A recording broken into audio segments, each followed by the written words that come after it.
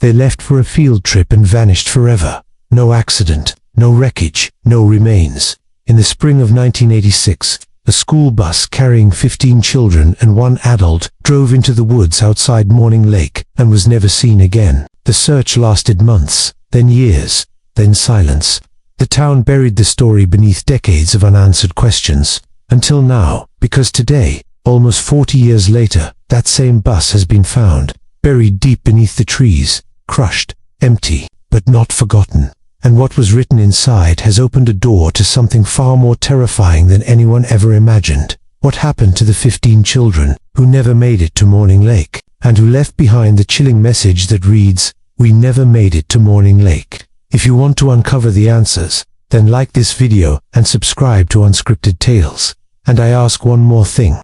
Help me reach 5,000 likes on this story. It is a dare from my mother, and she believes some stories are too important to leave buried. So do it for her, and do it for the ones who never came home. The fog hung thick over Craven County that morning, pressed low to the ground like a warning no one wanted to hear. It wrapped around fence posts and curled against the tires of slow-moving trucks. Porch lights flickered behind it, but the light never quite reached past the mist. It was the kind of fog that stole sound, that made memory feel slippery and wrong, like the world had been swallowed and was not ready to spit you back out. Deputy Sheriff Elise Hammond stood in her kitchen, holding her coffee like it might anchor her to the moment. The radio on the counter hissed once, then again. Then came the voice. Construction team, Morning Lake Pines, possible vehicle unearthed. School bus, no one moved it. Plate matches closed. Case. Elise did not write it down. She did not need to. The case had lived in the back of her mind since childhood. 15 children, one adult, vanished in May of 1986. The kids were from Graven Ridge Elementary. Elise had been in their class. It was supposed to be her field trip but she had been sick that day. A virus, fever. Her name never made it onto the manifest. She slid the coffee into the sink, grabbed her keys, and walked out the door without locking it. The drive was slow. The fog muted the world, made it feel like time was holding its breath. Pines rose on either side of the road, tall and still. Elise passed the old ranger station, boarded up now, and turned onto a service trail choked with weeds. It had once led to the lake camp. She remembered the trip clearly. The excitement, the yearbook photos of kids pressing their faces to the windows of the bus, disposable cameras, cartoon lunchboxes, everyone smiling like the world was only beginning. By the time she reached the dig site, the construction crew had already stopped work. A wide area had been cleared around the vehicle. The yellow of the bus peeked through the soil in shattered panels. The roof caved inward like it had been crushed by the weight of the years. Elise parked and approached. The foreman was waiting, holding his hard hat against his chest like it was a shield. "We opened the back, that was all. You are going to want to see it for yourself." Elise nodded. She did not trust her voice. The back door of the bus hung open. Mud and dust coated everything. Inside, the seats were still bolted in place. Some seatbelts buckled. A child's shoe lay near the rear step, moss-covered and brittle. A pink lunchbox rested in the aisle. But the bus was empty. No bones, no belongings, only silence. She stepped up into the vehicle. The floor groaned beneath her boots. Her flashlight sliced through the dark, catching warped fabric and rusted metal. At the front of the bus, taped to the dashboard, something fluttered. A class list, written in the curved, cheerful handwriting of Miss Carrow, the substitute teacher who had taken over that week. 15 names, age range 9 to 11, and then, in darker marker, scrawled in a rougher hand, across the bottom of the page, "We never made it to Morning Lake." Elise stepped back, the cold seeping in around her collar. The forest beyond the windows had never looked so still. She turned to the foreman. "Seal off the site," she said. "Nobody touches anything until the state team arrives." "Yes, ma," single quotes am. She looked back at the bus, half submerged in mud, framed by trees and silence. They were supposed to be gone for 2 days. They had never come back. But now, someone had, and whoever left that message had been waiting a very long time. Elise Hammond had seen many things in her years as a deputy, but the hollow shell of that buried school bus would stay with her longer than any crime scene ever had. She could still smell the rot of old fabric, still see the pink lunchbox lying beneath the third-row seat.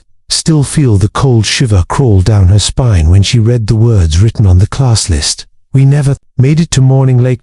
She drove straight to the Graven County Records building. The place smelled of old paper, mildew, and lemon cleaner. Ceiling fans turned slowly above her head, like they had all the time in the world.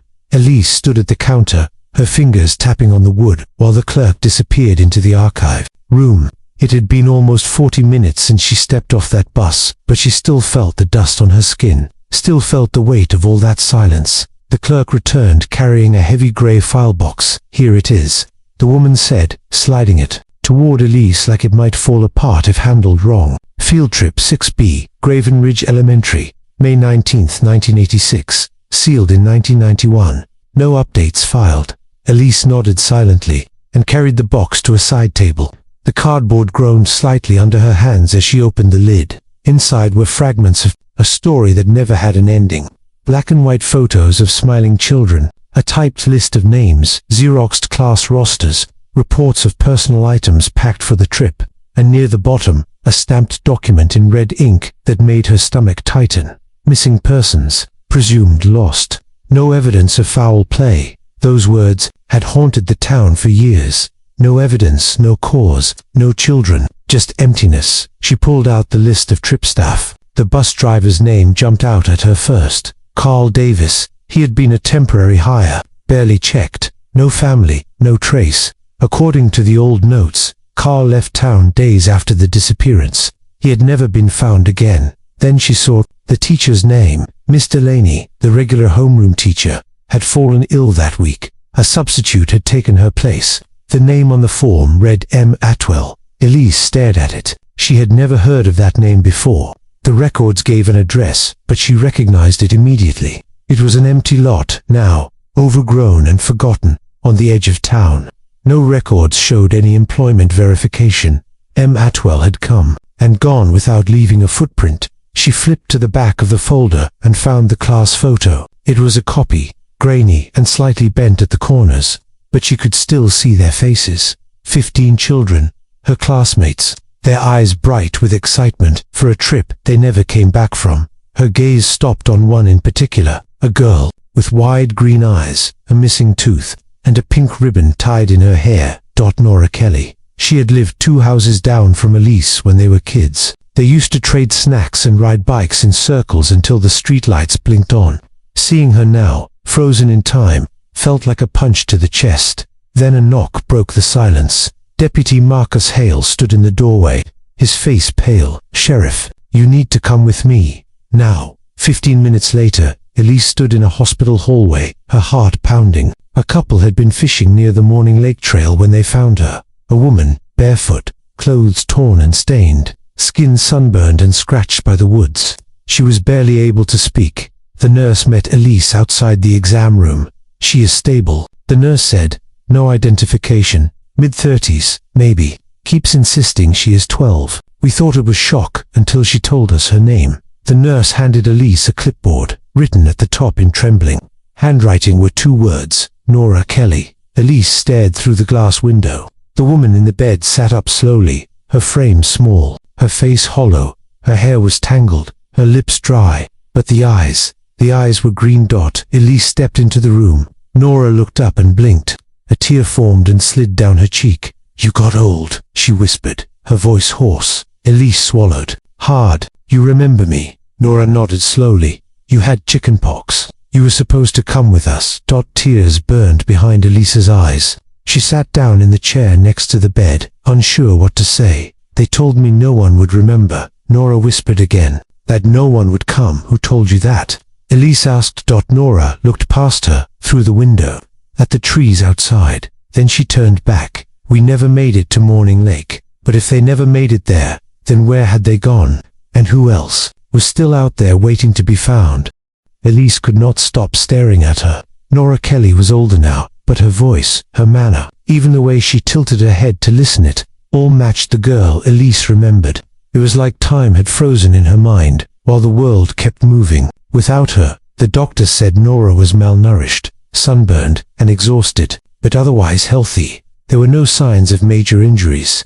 What puzzled them most was not her body, but her mind. She kept repeating that she was 12 years old, that she had only been gone for a short time, that she had never made it to the lake. Elise sat with her again later that day. Once the staff had cleared the room, Nora was curled beneath a blanket, staring at a paper cup of water like she did not trust it. Her voice was clearer now, but still cautious. "You believe me, do you not?"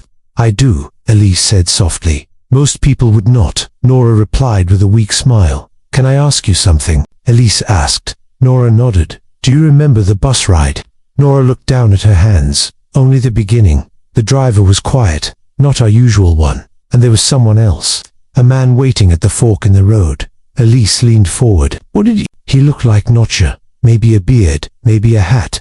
I just remember what he said." "What was it?" "He said the lake was not ready for us yet, that we would have to wait." Elise felt something cold move up her spine. "Then he got on the bus," Nora said. "And after that, I do not remember much. I woke up in a barn, but it had been turned into a house. The windows were all covered. The clocks never moved. They always said it was Tuesday, even when it was not." "Who were they?" "A man and a woman." "At what?" "First, she called him Mr. Avery.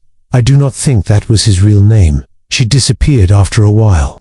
I think she got sick." "Do you know where the barn was?" Nora shook her head. "They moved us sometimes. In vans, we were not allowed to look out the windows. They told us everyone had forgotten about us, that the world moved on, that it was better this way. Some of the others forgot," she added quietly. "They forgot school, home, their own names.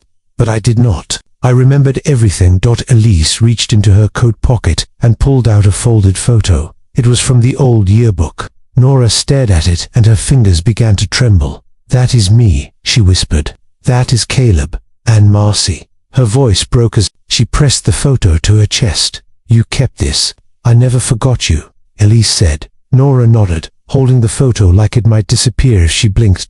Later that evening, Elise sat parked outside a barn on County Line Road. She had remembered something Nora said about the clocks, the way the windows were covered. This barn had once belonged to a man named Frank Avery. He had died in 2003, but he had a son, Martin Avery, last known address unknown. The barn looked abandoned now, but Elise knew better than to trust appearances. She stepped out of the truck and approached the side of the building. Her flashlight caught something near the base of the wall. She crouched. A bracelet, plastic, faded purple, the name scratched into it in blocky letters. Kimi. Elise stood slowly, heart pounding. Kimberly Lewing, one of the missing, 10 years old, loved to draw, always wore bright colors, and always wrote her name on her stuff. She looked at the bracelet in her hand. The past was not buried, it was just waiting to be found. What else did Nora remember that she had not said yet? And what happened to the others who forgot their names? The bracelet was still in Elise's hand when she walked back into the station, long after midnight. She did not turn on the main lights, just the desk lamp. The glow spilled across her growing pile of evidence, like a quiet confession. She placed the purple bracelet beside the photo of the children, lined it up beneath the smiling face of Kimberly Lung. She had been 10, wore glasses, loved cartoons, wrote her name on everything she owned, and now, nearly 40 years later, her bracelet had been found beside an abandoned barn connected to a man with no listed address. Elise's hand trembled as she opened a new folder and began writing names. Nora, Kimberly, Marcy, Caleb. The next morning, the state forensics team arrived to expand the dig at the bus site. Elise stood beside the crushed vehicle as Tex worked. Around it, slowly peeling back layers of dirt and time. The lead investigator, a quiet man with square glasses, approached her with a sealed evidence pouch in his hand. "You are going to want to see this." Inside was a photograph. The colors were faded, but not by age, by exposure. It had been kept out of sunlight. Elise frowned. "Where did you find it?" "Behind the metal paneling above the rear window. Looked like it was placed there on purpose." Elise took the photo and studied it closely. A group of children stood in front of an old wooden structure, maybe a barn, maybe a cabin. Their expressions were strange, not scared, not happy, just empty, blank. She scanned their faces. There was Marcy, Kimberly, Caleb, and there, in the middle, Nora, her eyes wide but vacant. Behind the group, in the shadows of the doorway, stood a man, tall, bearded, his face mostly hidden beneath a wide-brimmed hat. Elise flipped the photo over. Words were written on the back in uneven handwriting. The chosen. Year 2. No names, no date, no location. She took the photo to the hospital that afternoon. Nora was sitting up in bed now, stronger. She reached for the image and gasped. This was after the first winter, she whispered. They made us pose once a season, to show progress. She touched the edge of the photo with shaking fingers. That building. That is where they kept us the longest. Do you know where it is? Nora shook her head. We were not allowed outside without blindfolds, but I remember sounds. A river, a whistle every night at sunset. And the air, it smelled like burning pine. Elise felt something click into place. There was a logging train that used to pass through the forest north of Morning Lake. It ran near an old abandoned Camprey View camp, a summer retreat bought by a private trust in 1984. The records had been scrubbed clean. No listed owners, no staff history, no activity since the early 90s. Elise marked it on a map with red ink. That evening, she followed the dirt trail that led through the forest. The sun dropped low behind the trees as the path narrowed. Branches scraped her windows. The road became more like a memory than a trail. She found it. A sagging wooden lodge, swallowed by vines and shadow, its windows boarded, the roof half collapsed. It was the building from the photo. Elise stepped out of her vehicle and moved toward the porch. Something caught her eye in the dirt. Footprints, small, bare. Her heart skipped. She drew her flashlight and moved slowly up the porch steps. The door was not locked, just cracked open. The smell hit her like a wave. Mold, dust, and something faintly sweet, like old fruit left too long in the sun. She pushed the door open with her foot. The beam of her light cut through the gloom. Furniture lay broken. Dust floated in the air, like ash. Then she saw the carvings, names, scratched into the walls, into the floorboards. Some shallow, some dug deep, like someone was trying not to forget. One name appeared 3 times, stacked beneath each other. Nora, Nora, Nora. Elise stepped farther inside. She passed an overturned table. Something metal glinted beneath it. A small lockbox, rusted, but not broken. She opened it. Inside, a bundle of old photographs, tied with a rubber band. Each one showed children, sleeping, eating, one crying in the corner of a small windowless room. They were not posed. They were being watched. On the back of each photo was a name, but not their real names. Dove, glory, silence, obedience. The final photo showed a girl standing alone by a tree, her face turned away, but on her wrist was a purple bracelet. KIMI. On the back of the photo, someone had written one word. Disobeyed. A soft sound came from upstairs. A floorboard creaked. Elise turned toward the staircase, heart pounding. A voice floated down from the darkness. You are not supposed to be here. She raised her flashlight, but her voice was calm. I am not here to hurt you. Silence. Then another whisper. She came anyway. Elise climbed the stairs slowly. At the end of the hallway, a door stood slightly open. Candlelight flickered from within. She stepped inside. The room was warm. Someone had been here recently. The walls were covered in drawings, stick figures, buses, a man with no face, a fire. Then a voice behind her. They told us not to draw. She turned. A boy stood in the doorway, barefoot, no older than 10, dirt on his face, eyes far older than they should have been. What is your name? Elise asked. They called me Jonah, but that is not my name. Do you remember your real one? He looked at the floor. They took it. Elise knelt. That is all right. You do not have to remember it yet. Are the others coming too? He asked. She paused. I hope so. Because the drawings on the wall showed more than just memories. They showed warnings, signs, and something worse. They showed a school bus on fire and a row of tiny headstones in the dirt below it. Some of the missing had been taken far beyond the woods, and not all of them wanted to be found. Elise sat with Jonah in the back of her SUV. The boy wrapped in a thick blanket that swallowed his thin frame. He had barely spoken during the drive, just stared out the window at the dark trees, his eyes scanning the woods like he expected something or someone to come walking out at any moment. He did not ask where they were going. He did not ask who she was. All he asked was one quiet question. Are the others coming too? Back at the station, Elise gave him a quiet room and called in a social worker, but she stayed close. She printed photos from the old yearbook, placed them in front of him one by one. Jonah sat still for a long time, then slowly pointed to a few. "That is Marcy," he whispered. "That is Sam. He always got in trouble. Could not stay quiet." He paused, then pointed to another face. "Elise's own. You were supposed to come." "I got sick," Elise said gently. "That is lucky," Jonah replied. Across town, the forensics team had discovered something new at the bus site. Another photo, this one burned around the edges. 4 children sat around a campfire. One boy stared directly at the camera. His eyes were serious. On the bottom corner, written in marker, "He stayed. He chose to stay." Elise recognized the boy, but not from the field trip roster. She had to dig deeper. She opened the old county files and checked the school lists again.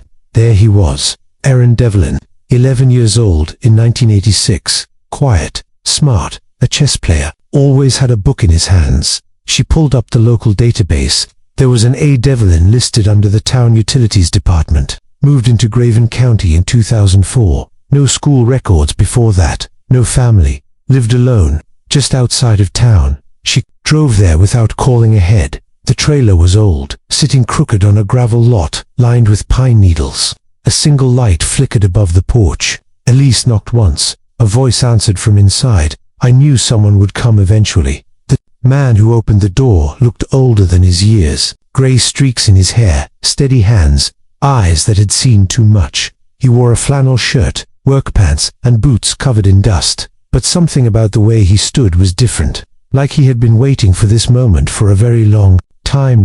"Are you Aaron Devlin?" He looked at her for a long second, then nodded. "I remember you," he said quietly. "You used to wear a green jacket, had patches on the elbows." Elise blinked. "You remember me. You were in our class. Your backpack always got stuck on the locker handle. Why did you not come forward?" Aaron stepped aside and motioned her in. Not everyone wanted to leave.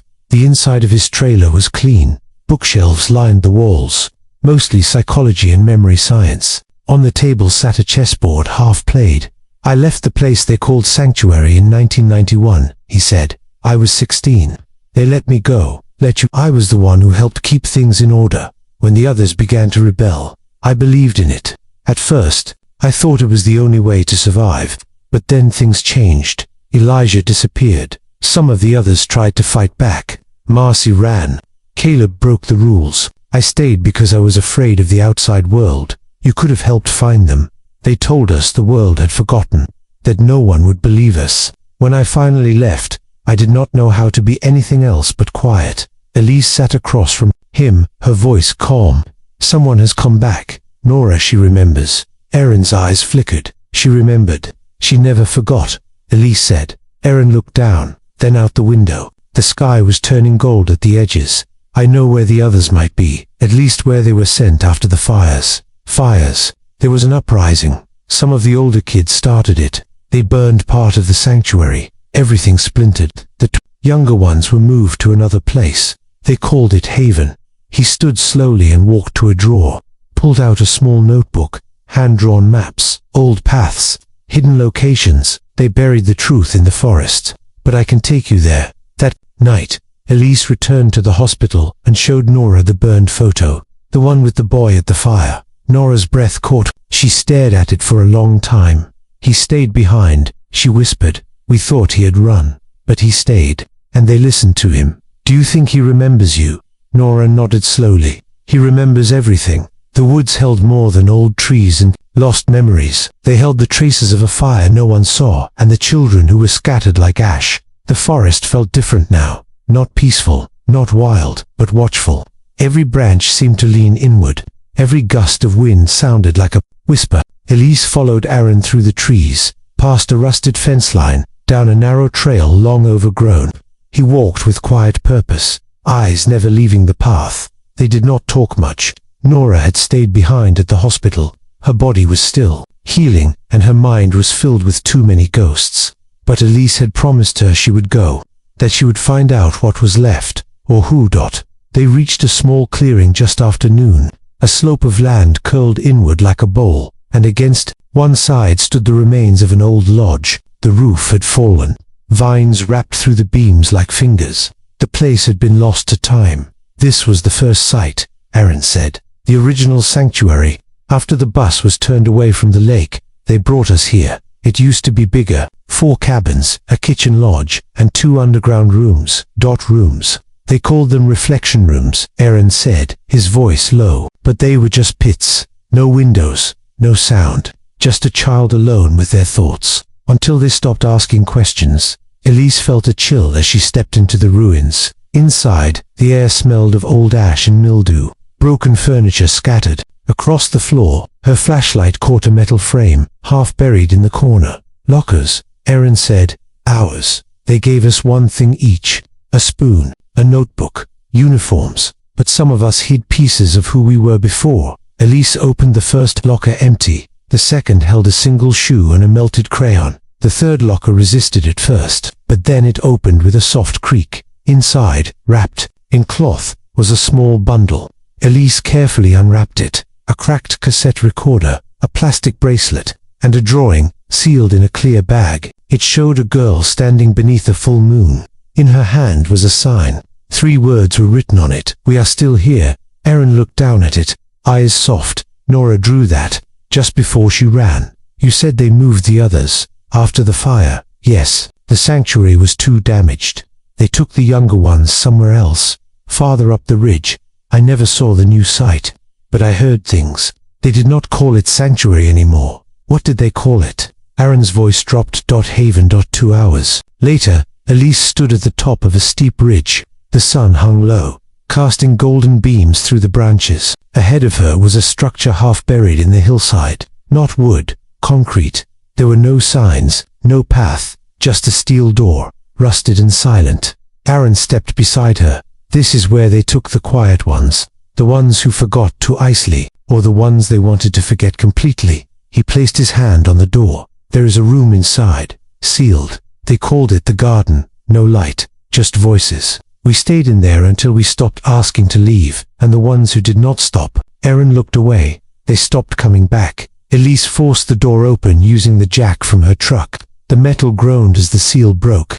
Cold air spilled out, thick with dust and something else, something faintly sweet and old. Inside, her flashlight revealed long, narrow halls, concrete floors, rusted pipes, empty bunks, names scratched into the walls. At the end of the hall, they found a door. A plaque above it read one word, garden, garden. Elise opened it slowly. Inside was nothing but darkness. No windows, no furniture, just walls covered in tallies and faint marks. Counting something, days rules, punishments. In the far corner, buried in dust, lay something small, a recorder. Etched into the back were 5 words, for the ones who remember. Back, at the station, the tape was too fragile to play more than once. The tech team managed to restore it, just enough for a single listen. Elise asked to be alone. The lights were low. Rain tapped against the windows. She pressed play, static, then a voice, small, shaky.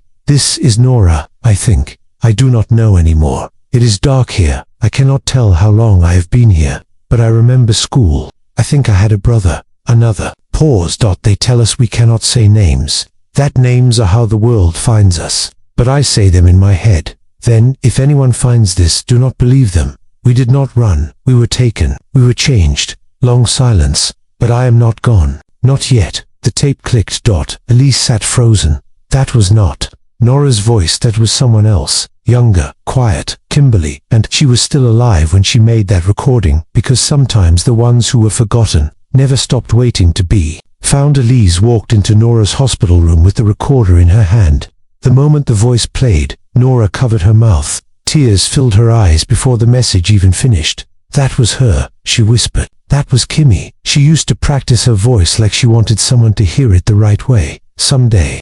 She was trying to hold on. Elise nodded slowly. She did not just survive. She wanted the truth to be found. Later that night, Aaron returned to the station. He looked tired but focused. He carried a folded sheet of paper and an old hand-drawn map. He placed it on the desk. This is the last place I remember, he said. I never went there, but I heard whispers. They called it the deep side. Past the second ridge, near the bend in the river, hidden under a tree split by lightning. They used it to move people in secret. Do you think it is still there? If they were careful, and they always were. At first light, Elise followed the map north. The trail was not marked, no signs, just the sounds of birds and wind moving through the trees. The river was low from dry season, rocks were exposed. She followed it until she saw them. 3 trees, petrified old, their trunks pale and split between them, a hollow covered in moss and sticks. She knelt and cleared the cover, a hatch, metal, worn smooth, but still solid. Carved into the edge were faint letters .ts-2. Transfer Station 2, with her backup minutes behind her. Elise forced the hatch open. Cold air rushed out like a breath held too long. She climbed down the narrow tunnel, flashlight in hand. It was not just a tunnel, it was a hidden place, a network of rooms and halls. Some had bunk beds, some only mats. On the walls were drawings, stick figures, buses, suns with sharp rays, children holding hands. There were no people, but there were. Signs. At the center of the structure was a round room. 10 small desks arranged in a circle. Each had a nameplate. Some Elise knew, some she did not. In the middle was a glass case. Inside, a black leather book. She broke the glass carefully and opened it. The final curriculum, typed lessons, notes in the margins, scribbled words and phrases, written again and again. Obedience is safety. Memory is danger. The past is the infection. The future is correction. The pages grew worse, unstable, written by different hands. Some shaky, some angry. One name repeated over and over. Cassia, then scratched out, then written again. On the last page, Cassia did not forget. Cassia ran. Cassia saw what they did in room 6. Elise stood quickly and radioed her team. Look for a hidden room behind a wall. We need to find room 6. Static. Then a reply. We found it. Bricked over. We are cutting through now. Hours passed before they breached it. The air hit them first, old, still, and filled with the weight of silence. Inside the room were no beds, no shelves, just photos, hundreds of them, children standing in rows, kneeling, sitting, all with blank expressions. And on the far wall, a mural, a girl running through the forest, arms stretched toward the sky, her face turned upward, her feet just off the ground, painted in soft blue and gold. Beneath it, a single line. Cassia remembered. She left the light on for us. Back at the hospital, Elise showed the photo of the mural to Nora. Nora stared at it. Was her, she whispered. Cassia. She was older than us. She never joined the chants. She never broke. Then one day, she disappeared. Did she escape? No. She was not trying to run. She was trying to leave a trail. Elise could not stop thinking about that mural. The way the girl ran. Not away but forward. Like she was carrying hope with her. She pulled out old files from the archives. Children moved into state care after the collapse of 2 unlicensed group homes in Northern California. Most records were sealed. Names removed. But one caught her eye. A girl estimated age 14. No memory of her name. Placed in care, silent for a year. Later renamed Maya Ellison. Adopted in 1994. Lived in Graven County. Owner of a quiet bookstore. Elise froze. She had spoken to Maya before, borrowed books, asked about local history. She never knew. That afternoon she walked into the shop. Maya was behind the counter, shelving paperbacks, her hair in a loose bun, glasses resting on her nose. Elise stepped forward, her voice low. Maya, do you know who Cassia is? Maya froze. Her eyes met Elise's. There was a flicker of something. Not confusion. Recognition. I used to dream about her, Maya said quietly. I thought she was a story I made up. She told me things, names, tunnels. I thought it was someone else's trauma. I never believed it was mine. Elise placed the photo of the mural on the counter. Maya stared at it. Her hands began to shake. It was yours, Elise said gently. You did not just survive, you remembered, you left a light on. Maya pressed her fingers to her lips. I was so afraid. They said if we ever left, no one would believe us, that the world did not want us. They were wrong, Elise said. You were found, because the ones who remembered had left signs, and some of them were ready to come home. The air inside the hospital room was still. Maya stood in the doorway, staring at the woman on the bed. Kimberly, the girl whose voice had traveled through a fragile cassette. The girl who had scratched names into wood, who had counted days in silence, who had waited, even when no one came. Their eyes met. And for a moment, it was as if time folded in on itself. You had the red ribbon, Kimmy whispered. Maya nodded, her voice unsteady. You used to braid it for me. Slowly, carefully, Kimmy placed her worn journal between them. Maya opened it with trembling. Fingers inside were the pages of forced lessons, fake prayers, and strict routines. But in the corners, hidden in tiny scrawled writing, was the truth. Codes, names, dates, secrets they were not allowed to speak. Thoughts they were punished for having. At the very end, one final message. If someone finds this, do not take us back. Take us forward. Help us become real again. Elise stood quietly nearby. The weight of everything settled deep in her chest. This had never been about a missing bus. This had never been just a mystery in the woods. This was a place that tried to erase children, a system that fed on silence, a design made to break memory. But it failed, because some remembered. Nora, Kimmy, Maya, Aaron, even the ones who did not escape, left traces, names carved into bunk beds, notes hidden in cracks, drawings left on walls, pieces of themselves, resisting the dark. The next morning, Aaron visited the hospital. He stood at the door for a long time before stepping in. Kimmy saw him and gave a small nod. You were the reason they were not all forgotten, she said. I stayed, because I was afraid to leave, Aaron replied. Maybe, but fear is not the same as silence, Maya said. You remembered. That is what matters now. She handed Elise a photo. A group of older children stood under a large tree. One boy stood apart, his head down, his shoulders stiff. Aaron stared at it. I thought they destroyed this. You kept your name, Maya said. That is more than most. By the end of the week, Elise completed her report. It was long, heavy, filled with photos, notes, recordings, and names that had once been buried. She titled it, The Morning Lake 15. The case reopened. Some families returned. Some sent letters. Some stood at the edge of the lake and wept without speaking. The truth was out. The story was no longer hidden, and those who lived it were no longer alone.